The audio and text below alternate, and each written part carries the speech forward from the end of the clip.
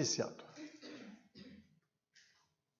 Bom dia, neste sábado feliz, porque depois de um longo tempo nós podemos estudar a nossa filosofia de novo. Quero cumprimentar todos aqueles que, interessados no estudo da filosofia, estão abrindo esta página. Nós estamos estudando Desobedecer, que é um texto de Frederick Gros. Muito bem, nós já tínhamos feito uma introdução lá no começo de março, mas acho que caiu no esquecimento faz tanto tempo. Vamos fazer a introdução de novo. E a introdução começa com a questão de obedecer. Então, pensemos de uma maneira positiva e doméstica. Quer dizer, lá na educação, dentro de casa, na infância, com todos aqueles bons pensamentos que são vividos dentro da família. Que família não se interessa para que os filhos aprendam a obediência? Não é, sem dúvida nenhuma, desejo, por um acaso despótico, de pais que querem os filhos subjugados na sua vida. Não. São pais que querem a proteção dos filhos. Se os filhos não seguirem o ensinamento, pode ser que se percam, fiquem sujeitos a perigos muito grandes. Por exemplo, olhem, pais que dizem, olha, na rua, não fale com estranhos. É uma norma da vida de casa. E tanta criança já foi tão prejudicada, porque algum estranho se aproximou e, com palavras doces, até feriu. Então, obediência é uma necessidade.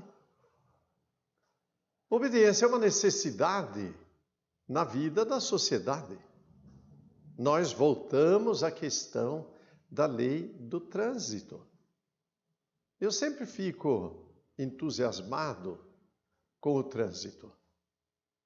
Porque estando na cidade ou na rodovia, me vem sempre esse pensamento: que maravilha que a inteligência humana descobriu normas tão precisas, necessárias, iluminadas. Bom, quantos automóveis dentro de uma cidade? E realmente evitamos acidentes, não expomos a vida nem do outro, nem a nossa, não causamos prejuízo. A vida, então, pode ser vivida de maneira fluida. Se não obedecêssemos, como é que poderia haver ordem na vida da sociedade? Vamos dizer, trabalhando na direção da escola, na vida do seminário, como é a minha experiência, me vinha sempre este pensamento: eu estou entre dois fogos. Primeiro, a disciplina, sem a qual não pode haver nem sequer estudo. Segundo, a autonomia, que deve ser atingida por todos, como pessoas maduras. E para a autonomia, nós não queremos uma obediência cega. Nós queremos raciocínio. Nós queremos que as pessoas pensem naquilo que é proposto. Por isso, de muitas maneiras, na vida do seminário, era possível comentar e refletir. Se existe uma norma, descubramos o sentido da norma. para que não só obedeçamos, mas nós queiramos aquilo que é a meta dessa obediência e busquemos até por conta própria. Em nome da obediência, muita barbaridade aconteceu em todos os lugares, em todos os sentidos. Por exemplo, de pais que não olham os filhos como pessoas, mas olham, quem sabe, como continuação de si. E daí exigem dentro de casa uma conduta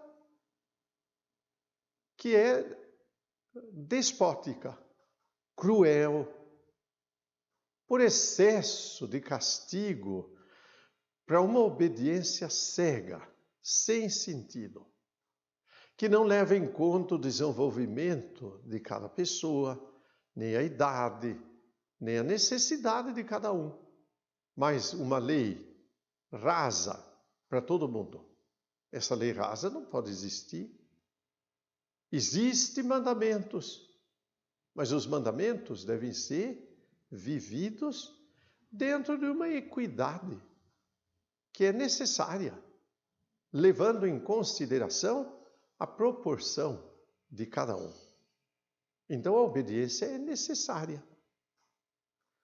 Quando Santo Agostinho, comentando sobre a vizinha dele, e ele escutava isto na adolescência, ele diz: e a minha vizinha, uma menina de 10 anos, tinha a seu serviço como preceptora uma escrava que educava a menina. E um dia eu escutei a menina dizendo: fulana, me traz um copo d'água. E a escrava virou e disse: agora você tem 10 anos. Você pede um copo d'água e eu vou dar o copo d'água daqui 1 hora.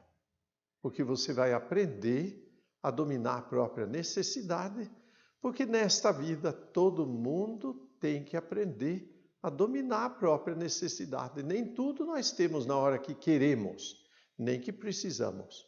E temos que aprender a esperar. Uma disciplina dura. Quanta discussão hoje em dia a respeito da educação dos filhos, criados sem limites. E o limite é para ser pensado.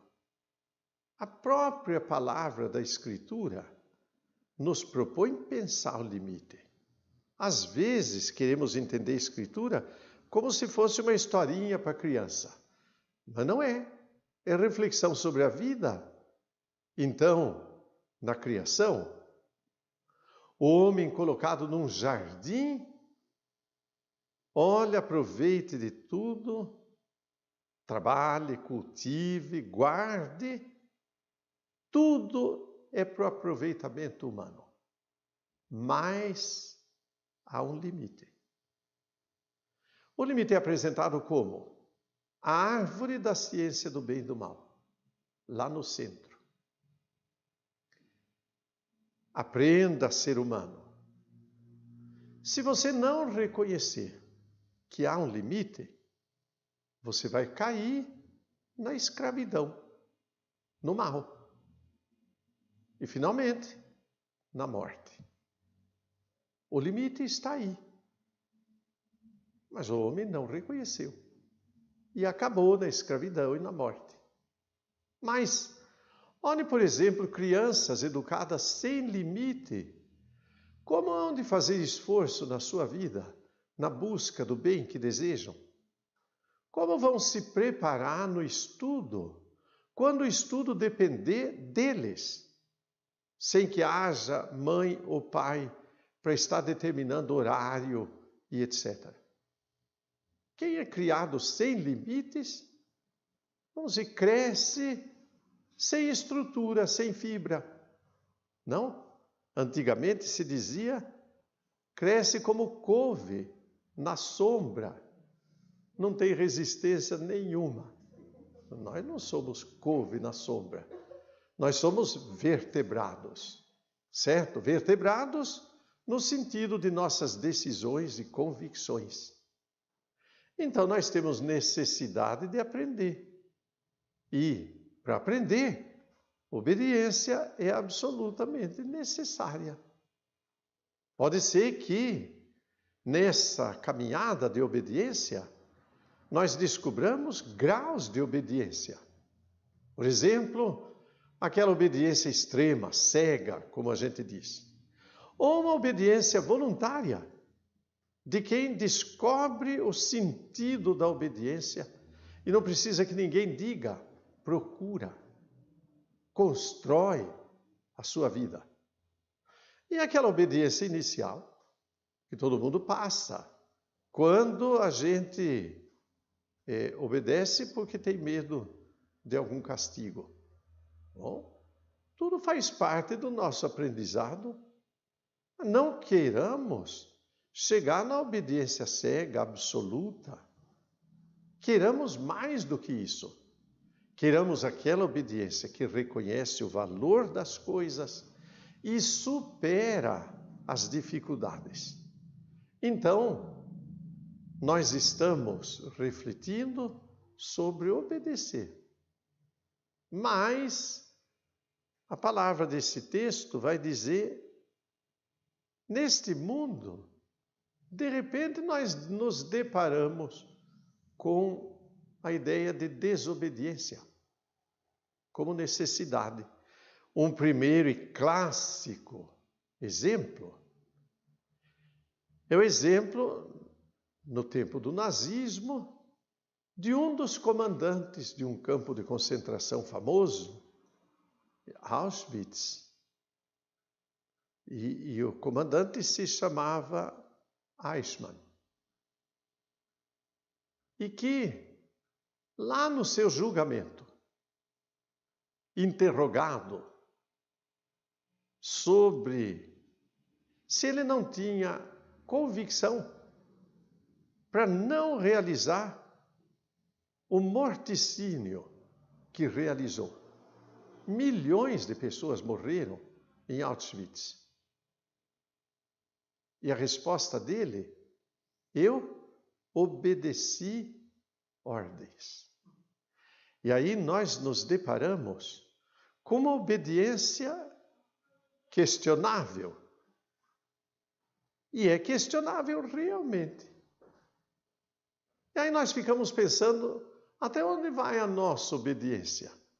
E onde começa essa outra obediência? Essa outra obediência é, de fato, obediência absoluta, cega. Ele não podia ter um raciocínio a mais. Não costumamos ver o filme sobre Schindler.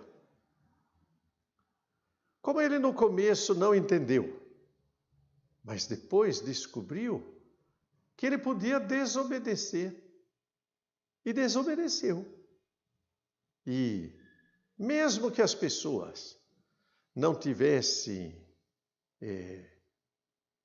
vamos dizer assim, capacidade de trabalhar na sua indústria, ele quis o maior número possível para tirar da câmara de gás essas pessoas. Então ele desobedeceu de uma maneira excelente. Deus nos pede obediência? Pede. Pague o dízimo. Os fariseus diziam até daquilo que eu colho na horta de casa, do hortelã, de tudo isto.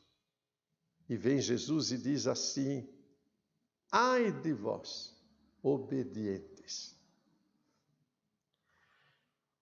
Não que eu diga, é necessário desobedecer isso. Mas quem obedece isso tem capacidade de descobrir que tem coisa muito mais importante para ser obedecida. Por exemplo, ter misericórdia em relação ao próximo. Nós vivemos na sociedade. Obedecemos as coisas. Tem coisa para ser obedecida com mais importância. Obedeçamos o pequeno para chegar a obedecer também o grande mandamento. Na vida da sociedade, se a gente não busca este entendimento maior, de fato, nós vamos cair na obediência cega e no farisaísmo finalmente. Nada disto. Aí o autor, nessa introdução, cita, por exemplo, Dostoiévski, no livro Os Irmãos Karamazov, e a lenda de Ivan. E Ivan, o anticristo. E na igreja, a Inquisição. Mas esta Inquisição, no tempo em que Cristo retornou. Aí Cristo retornou. E o que fizeram? Prenderam imediatamente. Vai para o calabouço. Você não é desejável, porque o que você ensina nos atinge. Não, fique aí. O que você faz não nos interessa. Por exemplo, foi dito, não só de pão vive o homem. Mas o pão é necessário, o inquisidor dizia. E você vem com essa história de não só de pão vive o homem. Não é possível. O homem precisa. E não havemos de encontrar uma brecha para que a gente se empanturre de pão. Tanto que nós vamos nos tornar escravos do pão. Não. O que você ensina não nos interessa. Está escrito, atire-te daqui para baixo. Está escrito,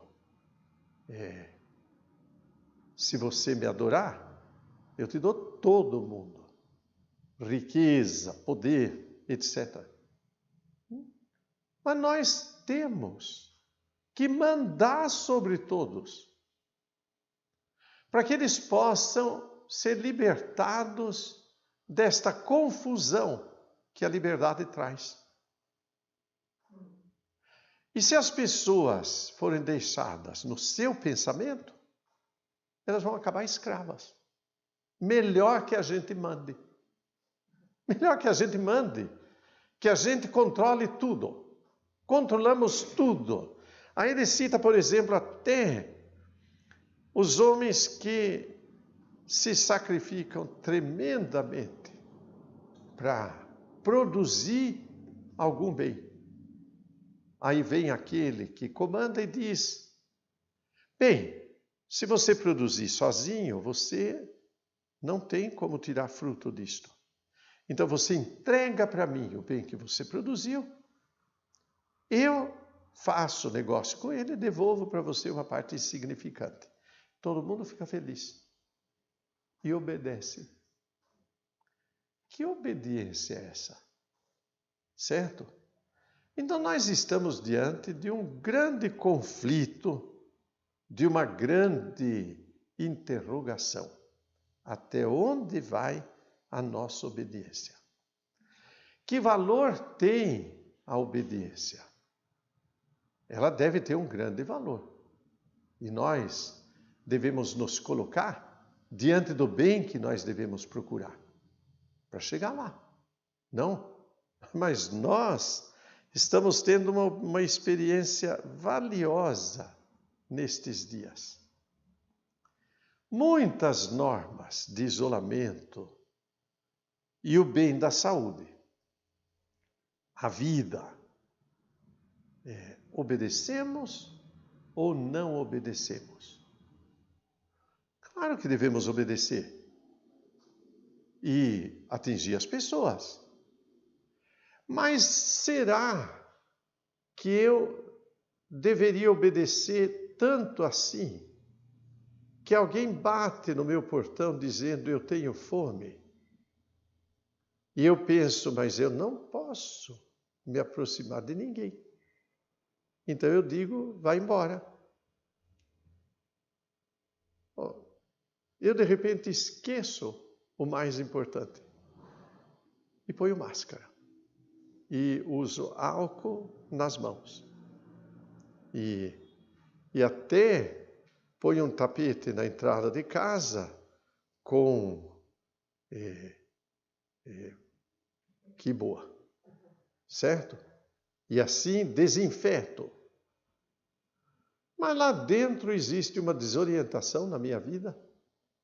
Eu esqueço as coisas. Não é possível. Eu devo cuidar da vida. Eu não posso esquecer da vida de quem necessita, do que é fundamental, se alimentar e não compartilhar. Então, obedecer não é um problema? Realmente. Tem sido para nós um grande problema. Voltamos ao trânsito, voltamos a tudo. Olha, por exemplo, a lei e a corrupção. Milhões de pessoas passando necessidade. E a corrupção, de repente, mostra a sua cara.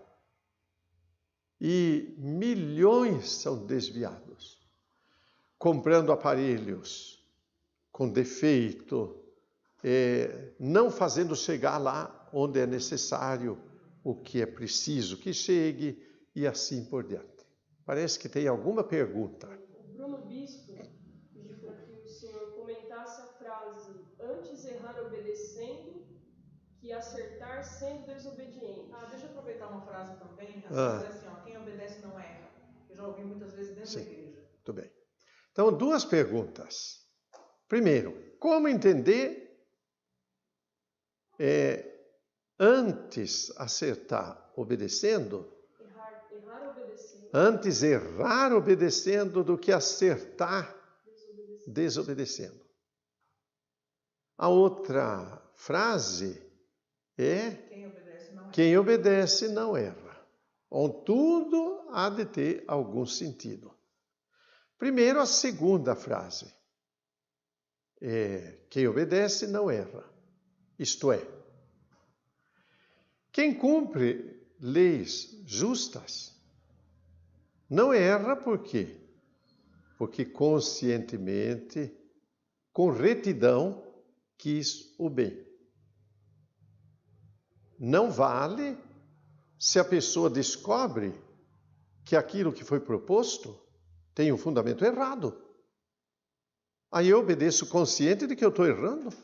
Errar nunca. Acertar, nós queremos. Ou se eu não tenho discernimento suficiente para saber aquilo que de fato é certo ou errado, então obedeça. Siga aquilo que é outra orientação e que você tenha confiança. Errar obedecendo e acertar desobedecendo?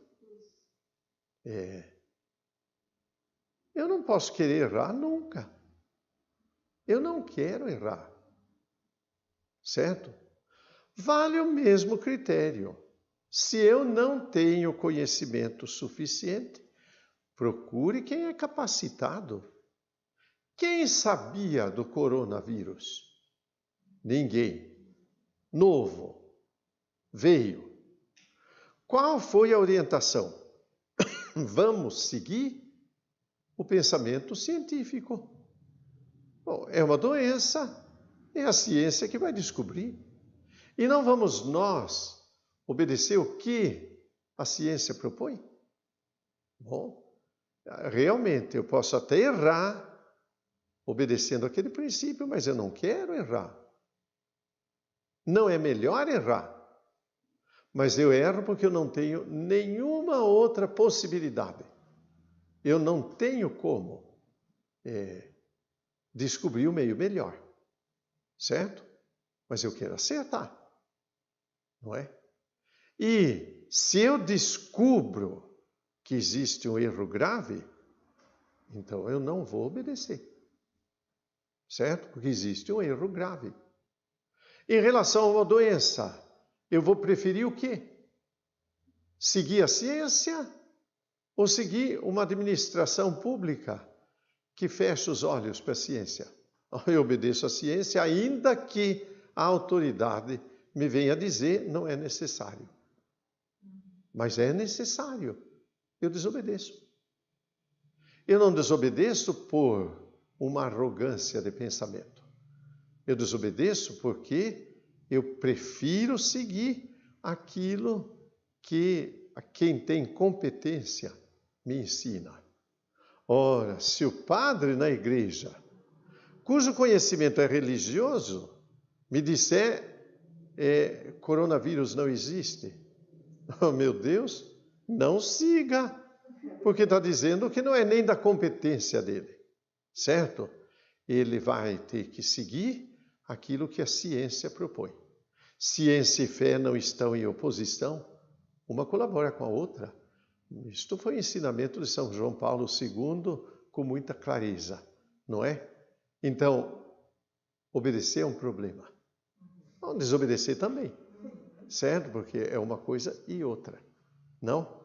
Mas nós caminhamos neste sentido. Mas alguém perguntou alguma coisa? Então pouca gente está vendo, não é? Então, mas são pensamentos para nós questionarmos a nossa vida, certo? Se nós desejamos realmente progredir no pensamento, nós vamos ter que sofrer um pouco com questões tão graves e tão profundas, não é?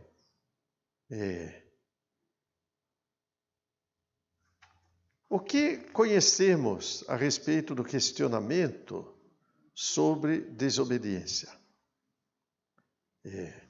Conhecemos, por exemplo, momentos em que as pessoas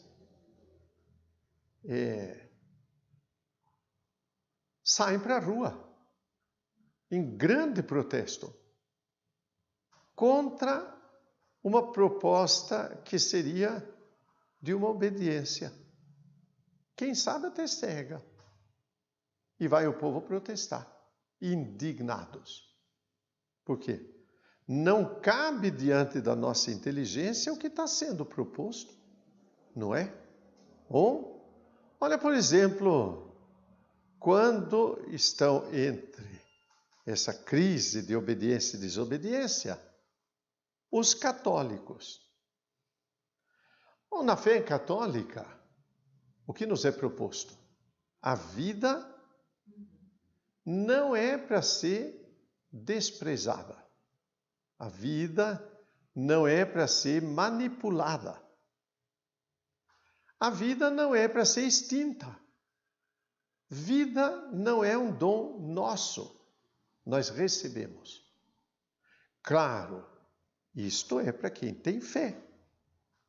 E a nossa fé nos propõe isto. E daí como nos colocamos diante de uma possível lei do aborto? Claro, em franca oposição. Certo? E se a lei do aborto for proposta para ser aprovada, é mais do que justo que para a rua nós vamos e protestemos. Por quê? Porque vai contra a convicção mais profunda da nossa vida. Nós não podemos desprezar a vida.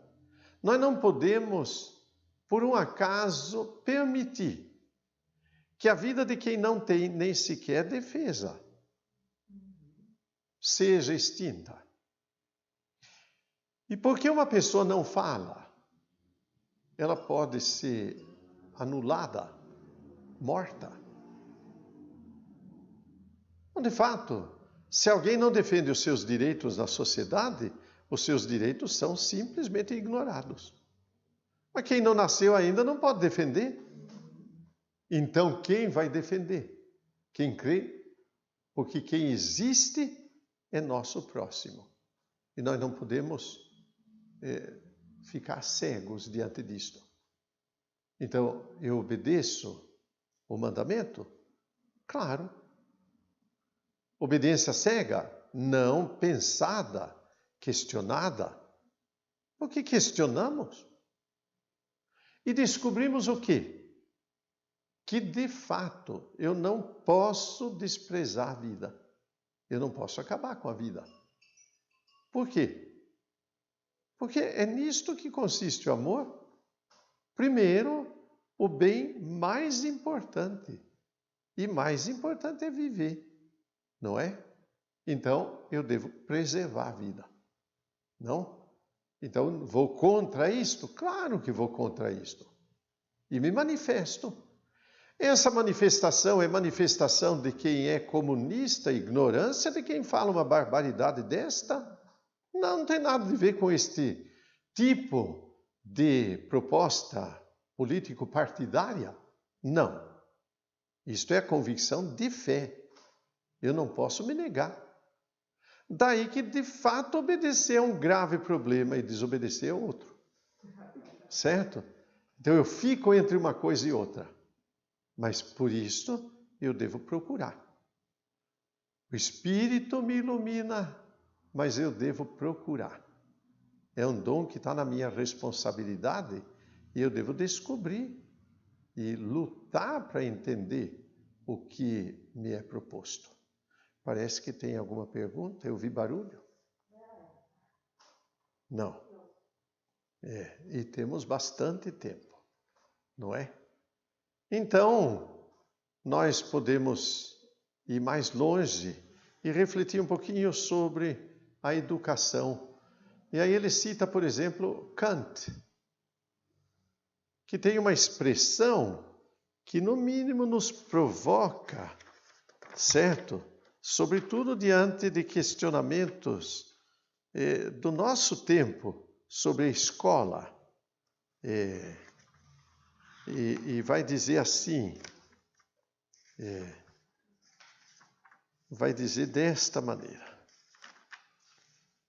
a disciplina submete o homem às leis da humanidade e começa a fazê-lo sentir a força das próprias leis. Mas isso deve acontecer bem cedo. Assim as crianças são mandadas cedo para a escola. Não para que aprendam alguma coisa, mas para que se acostumem a ficar sentadas obedecendo pontualmente o que lhes é mandado. Bom, em toda a pedagogia atualmente, nós ouvimos ensinamentos diferentes, não? Basta que a gente chegue lá, em Hannah Arendt, na proposta de entre o passado e o futuro, quando num dos pontos que ela reflete, ela trata sobre educação.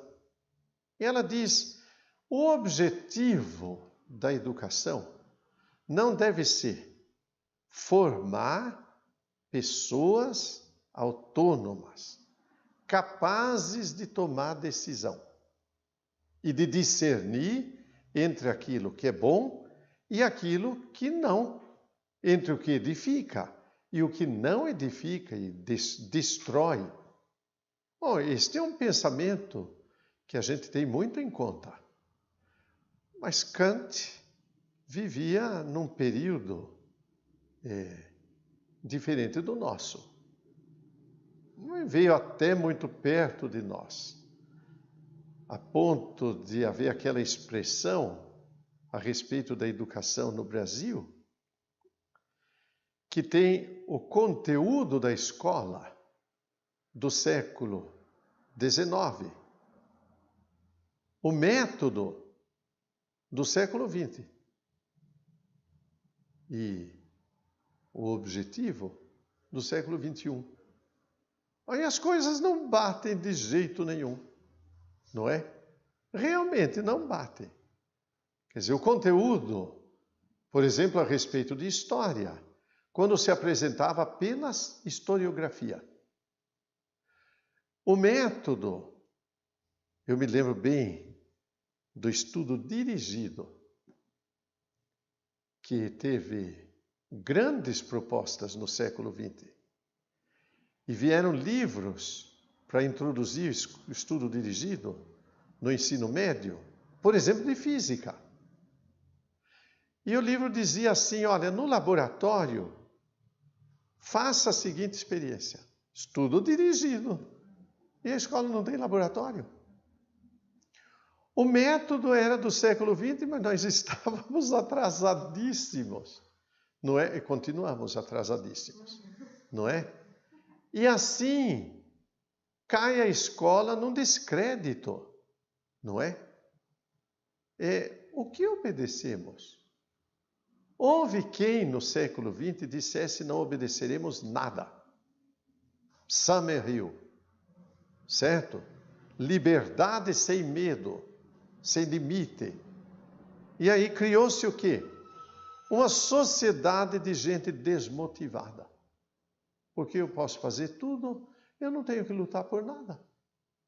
Se eu não luto por nada, aí é que está a falta do limite. Eu não luto por nada. Duro pensar na motivação. O que Kant propõe? Propõe assim o máximo da motivação. Como é o mínimo de possibilidade, todo mundo fica desejando que isto não aconteça mais. E esse desejo é bom, não é? Numa sociedade de politicamente corretos. Então, politicamente corretos se diz assim, não devemos memorizar coisa nenhuma. Mas eu não posso estudar sem memória. Eu tenho que ter memória. Então eu tenho que ter discernimento até onde memorizar e até onde entender. E memorizar mais ainda, porque no fim eu tenho que memorizar. Certo? Eu preciso memorizar. Mas aí se diz, não deve memorizar. Tudo contra a memória. Oh, que absurdo! Mas é politicamente correto dizer a escola não deve favorecer memorizar. E se não favorecer, não ensina. Não é? Temos que aprender. Obedecemos o quê? Uma proposta destas? Não. A participação é absolutamente necessária. Hoje nem se pensa nisto. Então, quem ensina deve querer mínimo de disciplina. Para nossa situação, não para a escola dos Estados Unidos ou da Suécia. Aqui é Brasil. E Brasil, do que nós sabemos, é extremamente indisciplinado. Daí que temos que lutar por uma disciplina mínima. E, em cima disso, construir a autonomia do sujeito. Para que ele descubra que ele pode e deve decidir. Que ele deve decidir por conta própria. Que ele não é Maria vai com as outras. E qualquer coisa que é falada na televisão, ele aceita. Não é para aceitar, é para questionar. Entende? Então, neste caso, nós devemos ter sempre aquele raciocínio de pensar, será que o que está sendo falado é correto? Eu posso pensar diferente, não é? A cabeça das pessoas, formada, por exemplo, pelas novelas, vai seguir uma orientação mais ou menos deste tipo. A casa feliz é aquela casa de uma classe média, onde há objetos até de luxo, onde a mesa é farta, mas eu não tenho nada disto. Será que a televisão está me impondo um modelo que não é para que eu pense desta maneira? Eu posso pensar em coisas boas, mas não naquele modelo que está sendo proposto por um meio de comunicação. Aquilo não quer dizer felicidade. Aquilo são coisas propostas para o consumismo. Consuma isto, consuma aquilo. A felicidade não está nisto. A maturidade não está nisto. A autonomia não está nisto. Eu devo progredir e pensar. Eu não obedeço um meio de comunicação, que eu nem sei quem é, porque ele é impessoal, certo? Nesse sentido, melhor que eu descubra um grupo que me questione e que me faça pensar em coisas novas, reais, não fictícias, não é? Então, obediência, desobediência e a construção do meu pensamento no tempo de hoje, não é? Aí eu posso, de fato, progredir. Hoje nós vamos ficar por aqui, embora ainda tenhamos 15 minutos. Quem sabe as pessoas vendo isto tenham questões que brotam e apresentem para a próxima semana.